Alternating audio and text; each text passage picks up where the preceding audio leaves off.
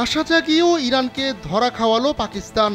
প্রতিশ্রুতি দিয়েছিল পাশে থাকবে যে কোনো বিপদে, অথচ কয়েক ঘন্টার ব্যবধানে সুর পাল্টালো ইসলামাবাদ। ইসরায়েলের ক্রমাগত হামলা আর যুক্তরাষ্ট্রের এগিয়ে আসার সম্ভাবনায় ইরান একা হয়ে পড়েছে। মিত্ররা পাশে থাকার ঘোষণা দিলেও কার্যত লড়াইটা একাই চালাতে হচ্ছে ইরানের সর্বোচ্চ নেতা আয়াতুল্লাহ আলী খামেনিকে।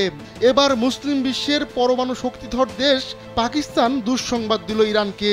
শুক্রবার ইসলামাবাদ জানিয়েছিল ইসরায়েলের হামলার বিরুদ্ধে ইরানি সরকার ও জনগণের পাশে থাকবে দেশটি। কিন্তু 2 দিনের ব্যবধানে পুরো ইউটার্ন নিল ইসলামাবাদ। হঠাৎ করে প্রতিবেশী দেশ ইরানের সঙ্গে সব ধরনের সীমান্ত যোগাযোগ বন্ধ করে দিয়েছে পাকিস্তান। RICL TMX, যুগের পর যুগ স্থাপনা থাকে মজবুত। ইরানের সঙ্গে পাকিস্তানের বেলুচিস্তান প্রদেশের 5টি জেলার সীমান্ত রয়েছে। তবে প্রদেশটির একজন সিনিয়র কর্মকর্তা জানিয়েছেন ওই 5 জেলা দিয়ে ইরানের সঙ্গে সীমান্ত সুবিধা অনির্দিষ্টকালের জন্য বন্ধ করে দেওয়া হয়েছে।